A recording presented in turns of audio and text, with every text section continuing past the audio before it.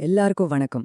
நம்ம எல்லாருக்குமே சின்ன வயசுல கேட்ட ஒரு கதை, ஓநாய் வருதுன்னு கத்துன பையனோட கதை. ஞாபகம் இருக்கா? ஆனா இது வெறும் குழந்தைங்களுக்கான கதை தானா? இல்ல. இதுக்குள்ள நம்பிக்கை, நம்பகத்தன்மை பத்தி நாம கத்துக்க வேண்டிய ஒரு பெரிய பாடம் ஒளிஞ்சிருக்கா? வாங்க, இன்னைக்கு அதை பத்தி தான் கொஞ்சம் ஆழமா பார்க்க போறோம். அந்த ரெண்டே வார்த்தை தான், ஓநாய் ஓநாய். சின்ன வயசுல கேட்ட அந்த சத்தம் இன்னும் நம்ம காதுல ஒலிச்சிட்டே இருக்கு இல்லையா? ஆனா சும்மா ரெண்டு வார்த்தை தானே நினைக்கிறீங்களா? இல்லவே இல்ல. அதுக்கு பின்னாடி எவ்ளோ பெரிய அர்த்தம் இருக்குன்னு இப்ப பார்க்கலாம். அப்போ இது ஒரு சாதாரண நீதி கதையா, இல்ல நம்ம லைஃபுக்கே தேவையான நம்பகத்தன்மை பத்தின ஒரு பாடம் நடத்துதா? இதுதான் நாம் இன்னைக்கு கேட்க போற முக்கியமான கேள்வி. வாங்க, கதைய மேலோட்டமா பார்க்காம அது நமக்கு சொல்ல வர ஆழமான பாடங்களை அலசி ஆராயலாம். இது வெறும் கதை இல்ல, ஒரு வார்னிங்னே சொல்லலாம். சரி வாங்க, முதல்ல கதை எப்படி ஆரம்பிக்குதுன்னு பாப்போம்.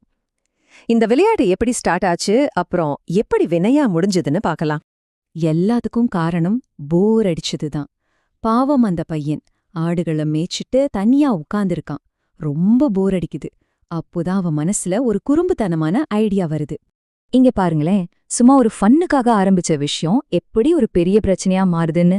ஸ்டெப் 1 போர் அடிக்குது. ஸ்டெப் 2 சரி ஊர் மக்களை ஏமாத்தலான்னு ஒரு பொய் சொல்றான். ஓநாய் வருதுன்னு கத்துறான். ஸ்டெப் 3 அத நம்பி ஊர் ஜனங்கள்லாம் கையில கிடைச்சதை எடுத்துட்டு ஓடி வராங்க. ஸ்டெப் 4 இங்க வந்து பார்த்தா ஓநாயும் இல்ல ஒன்னும் இல்ல, ஒரே ஏமாற்றம். இந்த சைக்கிள் தான் இங்க ரொம்ப முக்கியம். இது ஒரு தடவையோட நிக்கல, அதுதான் இங்க இருக்கிற பெரிய ஆபத்தே. கதையோட டேர்னிங் பாயிண்டே இதுதாங்க. அவன் இந்த விளையாட்ட ஒரு தடவை 2 தடவை இல்ல, பல தடவை விளையாடுறான். ஒவ்வொரு தடவையும் ஊர் மக்களோட நேரத்தையும் அவங்க நல்ல மனசையும் வேஸ்ட் பண்றான். ஆனா அவனுக்கு தெரியாமலேயே அவன் அதை விட ரொம்ப ரொம்ப மதிப்புள்ள ஒன்னை இழந்துட்டு இருக்கான். இந்த சார்ட்ட பாருங்க, உங்களுக்கு புரியும். அவன் முதல் தடவை ஓநாயின்னு கத்தும்போது ஊர் மக்கள் நம்பிக்கை 100%. அப்படியே ஓடி வராங்க. ஆனா 2வது தடவை அது பாதியா குறைஞ்சிடுது. 3வது தடவை அவ்வளோதான், வெறும் 10% தான். இதுலேருந்து என்ன தெரியுது? நம்பிக்கைங்கிறது ஒரு பேங்க் பேலன்ஸ் மாதிரி. நீங்க பொய் சொல்ல சொல்ல அது தீர்ந்துட்டே வரும். ஒரு கட்டத்துல 0 ஆயிடும். சரி, இப்பதாங்க கதை ரொம்ப சீரியஸான ஒரு கட்டத்துக்கு வருது.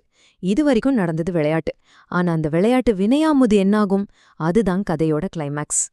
திடீர்னு நிஜமாவே ஒரு ஓநாய் வருது. அவன் விளையாட்டுக்கு சொன்னது இப்போ உண்மையாவே கண்முன்னாடி நிக்குது. பசியோட அந்த ஆட்டு மந்தைய நோக்கி வருது. இப்போ அந்த பையனோட உயிருக்கே ஆபத்து. இப்ப இருக்கிற நிலைமைய பாருங்க, எவ்ளோ சிக்கலானதுன்னு. பையனை பொறுத்த வரைக்கும் அவன் உண்மையா சொல்றான், நிஜமாவே ஓநாய் வந்துருச்சு, அவன் உயிருக்கு ஆபத்து. ஆனா ஊர் மக்களை பொறுத்த வரைக்கும் என்ன? இவன் மறுபடியும் ஆரம்பிச்சிட்டான், இதுவும் ஒரு பொய் தான், நம்மள ஏமாத்த பாக்குறான்னு நினைக்கிறாங்க. பாத்தீங்களா, அவன் சொன்ன பொய்களே இப்போ அவன் சொல்ற உண்மைய நம்ப விடாம தடுக்குது. சோகமான விஷயம் என்னன்னா, ஊர் மக்கள் யாரும் வரல. இதுவும் அவனோட இன்னொரு விளையாட்டு தானே நினைச்சு அவங்க பாட்டுக்கு அவங்க வேலைய பாத்துட்டு இருந்துட்டாங்க. அவன் உண்மையா உதவி கேட்டு கத்துனது யாருக்குமே கேட்கல. அவனோட நம்பகத்தன்மை மொத்தமா காலி. சரி, கதை முடிஞ்சது. ஆனா பாடம் இனித ஆரம்பிக்குது. இந்த கதையில இருந்து நம்பிக்கை, நம்பகத்தன்மை பத்தி நாம என்ன கத்துக்கலாம்? நம்பிக்கைனா என்ன? ஒருத்தர் சொல்றது உண்மைதான்னு நாம உறுதியா நம்புறது இல்லையா? நம்ம பர்சனல் லைஃபா இருக்கட்டும், ப்ரொஃபஷனல் லைஃபா இருக்கட்டும், எல்லா உறவுகளுக்கும் இதுதான் பேஸ்மெண்ட். அந்த பையன் உடைச்சது இந்த பேஸ்மெண்ட்டை தான். அப்ப ரொம்ப சிம்பிளான ஒரு விஷயம், பொய் சொன்னா நம்பிக்கை போயிடும், அவ்வளோதான். இதுதான் இந்த கதையோட அடிநாதம். வருஷக்கணக்கா நீங்க கஷ்டப்பட்டு சம்பாதிச்ச நம்பிக்கைய ஒரே ஒரு பொய் சொல்லி ஒரு செகண்ட்ல உடைச்சிட முடியும். அப்போ இந்த கதையோட ஃபைனல் டேக்கவே என்ன? முதல்ல ஒரு தடவை பொய் சொல்றவன்னு பேர் வாங்கிட்டா அப்புறம் நீங்க உண்மையே சொன்னாலும் யாரும் நம்ப மாட்டாங்க. 2வது, நம்பகத்தன்மைங்கிறது ரொம்ப உடையக்கூடிய விஷயம், அதை இழக்கிறது ரொம்ப சுலபம். 3வது, அந்த நம்பிக்கையை இழந்தா அதோட விளைவுகள் ரொம்ப மோசமா இருக்கும். நம்பிக்கை ஒரு கண்ணாடி மாதிரி, உடஞ்சா ஒட்ட வைக்கிறது ரொம்ப கஷ்டம். நம்ம வார்த்தைகளுக்கு எவ்வளோ பவர் இருக்கு, அதோட விளைவுகள் எப்படி இருக்கும்னு இந்த கதை நமக்கு ஒரு பாடம் சொல்லிக் கொடுக்குது. சரி, இந்த பகுப்பாய்வோட இறுதியில உங்ககிட்ட ஒரு கேள்வி. ஒரு தடவை ஒருத்தர் மேல இருந்த நம்பிக்கை உடைஞ்சிட்டா அது உண்மையிலேயே பழையபடி சரி செய்ய முடியுமா, இல்ல அந்த விரிசல் எப்பவுமே இருந்துட்டே இருக்குமா? யோசிச்சு பாருங்க.